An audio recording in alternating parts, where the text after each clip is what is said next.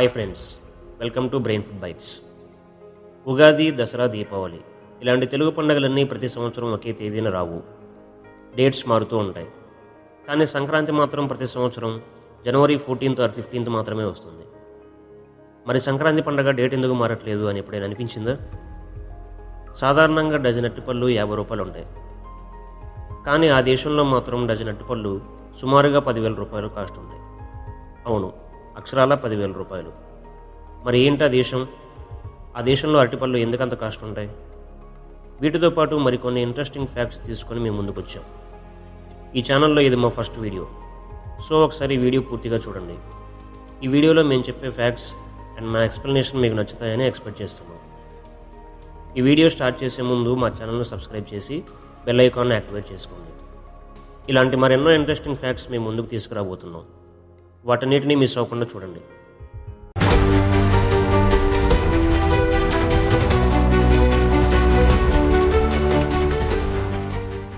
ముందుగా skeleton lake. ఇది మన దేశంలోని ఉత్తరాఖండ్ రాష్ట్రంలో ఉంది. సముద్ర మట్టానికి 5,029 మీటర్ల ఎత్తులో ఉండడం వల్ల చుట్టూ మంచు పర్వతాలతో చూడడానికి చాలా అందంగా ఉంటుంది. ఇది సంవత్సరంలో ఎక్కువ రోజులు మంచుతో కప్పబడి ఉంటుంది. దీని అసలు పేరు రూప్కుండ్ లేక్. అయితే 1942లో ఆర్కియాలజిస్టులకి దీని చుట్టూ చాలా స్కెలిటన్స్ దొరికాయి. అప్పటి నుంచి దీన్ని స్కెలిటన్ లేక్ అని పిలుస్తున్నారు. వీటిని టెస్ట్ చేసినప్పుడు వీరు 9వ శతాబ్దానికి చెందినవారని, తల మీద బలమైన రాళ్ళ వంటివి పడడం వల్ల చనిపోయారని తెలిసింది. దీన్ని బట్టి చుట్టూ మంచు పర్వతాలు ఉంటాయి కాబట్టి మంచు చర్యలు విరిగిపడడం వల్ల చనిపోయారని భావిస్తున్నారు. ఇక్కడి ప్రజలు ఈ సరస్సును ఎంతో పవిత్రమైనదిగా భావిస్తారు. కానీ దీని చుట్టూ దయ్యాలు తిరుగుతాయని నమ్ముతారు. ఇక్కడికి దగ్గరలో నందాదేవి పర్వతం ఉంది. ప్రతి 12 సంవత్సరాలకు ఒకసారి నందాదేవి రాజ్యాట్ యాత్ర జరుగుతుంది. ఈ యాత్రలో భాగంగా వేల మంది భక్తులు చిన్న చిన్న మంచు పర్వతాలను, అందమైన అడవులను దాటుకుంటూ ట్రెక్కింగ్ చేస్తూ ఈ పర్వతాన్ని చేరుకుంటారు. ఈ మార్గంలోనే రూప్కుండ్ లేక్ను కూడా చూడవచ్చు. అందమైన ప్రకృతిలో ట్రెక్కింగ్ చేయడం మీకు ఇష్టమైతే ఒకసారి ఈ ప్లేస్ని విజిట్ చేయండి. మీరు ఖచ్చితంగా ఎంజాయ్ చేస్తారు. But be careful. ఎలాగో ఇప్పటి వరకు స్కెలిటన్స్ గురించి మాట్లాడుకున్నాం కాబట్టి ఇప్పుడు వాటిని పెట్టెలకు సంబంధించి ఒక ఇంట్రెస్టింగ్ ఫ్యాక్ట్ చెప్తా వినండి. Coffin cafe. మనలో చాలామంది ఎప్పుడో ఒకసారైనా మన ఫ్రెండ్స్తో కానీ లవర్తో కానీ కెఫేకి వెళ్ళి మనకిష్టమైన కాఫీ తాగుతూ ఎంజాయ్ చేసే ఉంటాం. జాబ్స్ చేస్తున్న వాళ్ళైనా, బిజినెస్ చేస్తున్న వాళ్ళైనా తమకున్న ఖాళీ టైంలో కెఫేకి వెళ్ళి తమ ఫేవరెట్ కాఫీ తాగుతూ టైం స్పెండ్ చేయడం ఇప్పుడు ట్రెండ్గా మారింది. ఈ ట్రెండ్ని క్యాష్ చేసుకోవడానికి కెఫేల ఓనర్స్ కూడా వాటిని రకరకాల థీమ్స్తో డిజైన్ చేస్తూ కస్టమర్స్ని అట్రాక్ట్ చేస్తున్నారు. జపాన్లో ఉన్న ఈ కెఫే అలాంటి ఒక వింత థీమ్తో అందరినీ ఆకర్షిస్తుంది. ఈ కెఫేలో కుర్చీలు, టేబుల్స్తో పాటు అందంగా అలంకరించబడిన శవపేటికలు కూడా కనిపిస్తాయి. ఇవి గోల్డ్, గ్రీన్ అండ్ ఎల్లో కలర్స్తో డిజైన్ చేయబడ్డాయి.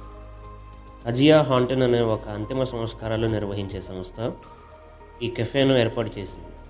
ఈ శవపేటికలను ఇలా ఎందుకు ఏర్పాటు చేశారు అని అడిగినప్పుడు, మేము గత 120 సంవత్సరాలుగా జపాన్లో చనిపోయిన వారికి అంతిమ సంస్కారాలు నిర్వహిస్తున్నాం. ఈ పని చేస్తున్నప్పుడు మేము చాలామంది చనిపోయిన వారి బంధువులతో మాట్లాడాం. ఎంతోమంది చిన్న చిన్న కారణాలతో సూసైడ్ చేసుకుని చనిపోతున్నారని తెలుసుకొని మేము చాలా బాధపడ్డాం. ఇక్కడికి వచ్చిన వారు ఈ శవపేటికల్లో పడుకొని కాసేపు నిద్రపోతారు. లేచిన తర్వాత తమకున్న చిన్న చిన్న సమస్యలను, బాధలను ఆ శవపేటికల్లో వదిలేసి వెళ్తున్నట్లుగా ఫీల్ అవుతారు. దీనివల్ల కొంతమంది అయినా సూసైడ్ చేసుకోకుండా ఆగుతారని మేము భావిస్తున్నాం అని వారు చెప్పారు. ఈ శవపేటికల్లో పడుకోవడానికి మన కరెన్సీలో సుమారుగా 2,500 వరకు వసూలు చేస్తున్నారు. డిమాండ్ ఎక్కువగా ఉండడంతో రిజర్వేషన్ పద్ధతిని కూడా స్టార్ట్ చేశారు.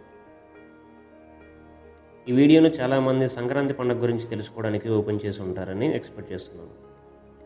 కాబట్టి మిమ్మల్ని ఎక్కువసేపు ఊరించను. Scientific facts about Sankranti. హిందువులు జరుపుకునే ముఖ్యమైన పండుగల్లో సంక్రాంతి ఒకటి. ఇది ప్రధానంగా రైతుల పండుగ. ఈరోజు రైతులు తమ పెంచుకునే పశువులను అందంగా అలంకరించి పూజిస్తారు. వారు పండించిన ధాన్యంతో పిండి వంటలు వండి దేవునికి నైవేద్యంగా సమర్పిస్తారు. ఈ పండుగ మిగతా పండుగల్లా తేదీలు మారదు. ప్రతి సంవత్సరం జనవరి 14 లేదా 15వ తేదీన మాత్రమే జరుపుకుంటారు. మరి ఖచ్చితంగా సంక్రాంతి పండుగని ఈ 2 తేదీల్లోనే ఎందుకు జరుపుకుంటారో ఇప్పుడు తెలుసుకుందాం. అది అర్థమవ్వాలంటే ముందు క్యాలెండర్ ఎలా తయారు చేస్తారో తెలుసుకోవాలి. ప్రధానంగా క్యాలెండర్ సూర్యుని గమనం ఆధారంగా, చంద్రుడి గమనం ఆధారంగా 2 రకాలుగా తయారు చేస్తారు. సూర్యుని గమనం ఆధారంగా తయారు చేసే క్యాలెండర్లో సంవత్సరానికి 365 రోజులు ఉంటాయి. కానీ చంద్రుడి గమనం ఆధారంగా తయారు చేసే క్యాలెండర్లో సంవత్సరానికి 354 రోజులే ఉంటాయి. అయితే దాదాపు ప్రపంచం మొత్తం సూర్యుని గమనం ఆధారంగా తయారు చేసే క్యాలెండర్ని ఉపయోగిస్తున్నారు. మరోవైపు తెలుగు పండుగలన్నీ చంద్రుడి గమనం ఆధారంగా నిర్ణయిస్తారు. చంద్రుడి గమనం ఆధారంగా తయారు చేసే క్యాలెండర్లో 354 రోజులే ఉండడం వల్ల ఈ పండుగలన్నీ ఒక 5-6 రోజులు ముందుకి వెనక్కి జరుగుతూ ఉంటాయి. అందువల్ల వాటి తేదీలు మారుతూ ఉంటాయి. కానీ సంక్రాంతి పండుగ సూర్యుని గమనం ఆధారంగా నిర్ణయిస్తారు. దీనివల్ల సంక్రాంతి ఖచ్చితంగా జనవరి 14 లేదా 15వ తేదీన మాత్రమే జరుపుకుంటారు. మరి ఈ పండుగను సూర్యుని గమనం ఆధారంగానే ఎందుకు నిర్ణయిస్తారో ఇప్పుడు తెలుసుకుందాం. ప్రధానంగా భూమిని భూమధ్య రేఖ ఆధారంగా ఉత్తర భాగం మరియు దక్షిణ భాగం అనే 2 భాగాలుగా విభజిస్తారు. భూమి సూర్యుని చుట్టూ తిరగటం వల్ల భూమిపై ఋతువులు ఏర్పడుతున్నాయి. అది ఎలాగంటే భూమి సూర్యుని చుట్టూ తిరిగేటప్పుడు స్ట్రైట్గా కాకుండా కొంతమేర వంగి ఉంటుంది. అలా వంగటం వల్ల సూర్యకాంతి భూమిపై ఉత్తర భాగంలో ఒక 6 నెలలు ఎక్కువగా, దక్షిణ భాగంలో మరొక 6 నెలలు ఎక్కువగా పడుతుంది. సూర్యకాంతి ఎక్కువగా పడిన వైపు వేసవికాలం, తక్కువగా పడిన వైపు చలికాలం ఏర్పడతాయి. అదేవిధంగా సూర్యకాంతి ఎక్కువగా పడిన వైపు పగలు ఎక్కువగా, రాత్రి తక్కువగా, తక్కువగా పడిన వైపు పగలు తక్కువగా, రాత్రి ఎక్కువగా ఉంటుంది. ఇది ప్రతి 6 నెలలకు ఒకసారి మారుతూ ఉంటుంది. ఈ విధంగా భూమిపై ఋతువులు ఏర్పడతాయి. అయితే సూర్యుడు దక్షిణం వైపు నుండి ఉత్తరం వైపు రావడాన్ని ఉత్తరాయణం అంటారు. ఈ విధంగా రావడాన్ని మనం సంక్రాంతి పండుగగా జరుపుకుంటాం. ఈ విధంగా సంక్రాంతి పండుగ సైన్స్తో ముడిపడి ఉంది అని చెప్పవచ్చు. సంక్రాంతి పండుగ సందర్భంగా అందరూ కొత్త బట్టలు కొనుక్కుంటారు. ఒక మిడిల్ క్లాస్ ఫ్యామిలీ సుమారుగా ఒక్కొక్కరికి 1500 రూపాయలు ఖర్చు పెడుతుంది. అయితే ప్రపంచంలోనే కాస్ట్లీయెస్ట్ క్లాత్ ధర ఎంతో తెలుసా? 1 మీటర్ 4 లక్షల రూపాయలు. మీరు విన్నది నిజమే. మరి ఇప్పుడు ఆ క్లాత్ గురించి తెలుసుకుందామా? వికునా ఫ్యాబ్రిక్, దీన్ని గోల్డ్ ఆఫ్ ఆండీస్ అని కూడా పిలుస్తారు. మన దేశంలో దొరికి కాశ్మీరీ ఫ్యాబ్రిక్ కంటే పలుచుగా ఉండి లైట్ గోల్డ్ కలర్లో మెరిసిపోతూ ఉంటుంది. వికునా అనేది ఒంటె జాతికి చెందిన ఒక జీవి. ఇది ఒంటె కంటే కొంచెం పొట్టిగా ఉంటుంది. సౌత్ ఆఫ్రికాలోని యాండీస్ పర్వతాల్లో సముద్ర మట్టానికి 3200 మీటర్ల ఎత్తులో ఈ జీవులు నివసిస్తాయి. రాత్రి ఉష్ణోగ్రతలు -డిగ్రీలో పడిపోయినా వీటి శరీరంపై ఉండే ఉన్ని పొరలు వీటి శరీర ఉష్ణోగ్రతను పట్టి ఉంచుతాయి. ఈ ఉన్నిని సేకరించి క్లాత్గా తయారు చేస్తారు కాబట్టి దీనిని వికునా ఫ్యాబ్రిక్ అని పిలుస్తారు. ఈ క్లాత్తో తయారు చేసిన ఒక బేసిక్ మోడల్ జాకెట్ కొనాలంటే సుమారుగా 16 నుంచి 15 లక్షలు ఖర్చు పెట్టాల్సి ఉంటుంది. అయితే దీనిలో ప్రత్యేకత ఏంటంటే ఒక జీవి నుండి 3 సంవత్సరాలకు ఒకసారి మాత్రమే ఉన్నిని సేకరిస్తారు. అది కూడా కేవలం 500 గ్రాములు మాత్రమే వస్తుంది. అంటే ఒక జాకెట్ తయారు చేయాలంటే సుమారుగా 20 జీవులు అవసరమవుతాయి. అంత తక్కువగా లభిస్తుంది కాబట్టే ఈ క్లాత్ అంత ఖరీదైనది. ప్రపంచంలోనే ఖరీదైన క్లాత్ గురించి తెలుసుకున్నారు కదా. ఇప్పుడు ఫైనల్గా ఖరీదైన అరటిపళ్ళ గురించి కూడా తెలుసుకుందాం. Airing hands banana.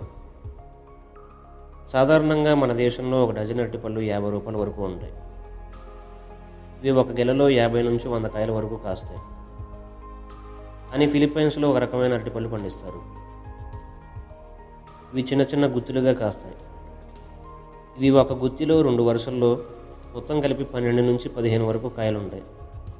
ఇవన్నీ ఒకదానికొకటి అతుక్కొని ఉండడం వల్ల చూడడానికి 2 చేతులు ఎత్తి నమస్కరించినట్టుగా కనిపిస్తుంది. అందుకే వీటికి ప్రేరింగ్ హ్యాండ్స్ బనానా అని ఇక్కడ రైతులు పేరు పెట్టారు. అయితే ఇవి పూర్తిగా పండిన తర్వాత విడిపోతాయి. ఇవి చూడడానికి కాదు, తినడానికి కూడా చాలా తీయగా ఉంటాయి. వీటిలో potassium, vitamin C, vitamin B6 వంటివి పుష్కలంగా ఉండడం వల్ల ఇవి తినడం ఆరోగ్యానికి కూడా చాలా మంచిది. ఫిలిప్పైన్స్లో ప్రజలు ఎవరినైనా కలవడానికి వెళ్ళినప్పుడు వీటిని తీసుకెళ్ళి ఇస్తూ ఉంటారు. ఇవి చాలా అరుదుగా లభించడం వల్ల ఒక డజన్ సుమారుగా 10,000 వరకు ఉంటాయి. ఇది ఫ్రెండ్స్ ఇవాళ వీడియో. వీటిలో మీకు ఏ ఫ్యాక్ట్ బాగా నచ్చింది? తప్పకుండా కామెంట్ చేయండి. మా వీడియో నచ్చితే లైక్ చేసి మీ ఫ్రెండ్స్ అండ్ ఫ్యామిలీ మెంబర్స్కి షేర్ చేయండి. తప్పకుండా మా ఛానల్ని సబ్స్క్రైబ్ చేసుకోవడం మర్చిపోవద్దు. మరొక వీడియోలో మీ అందరినీ కలుస్తాను. అంతవరకు బాయ్.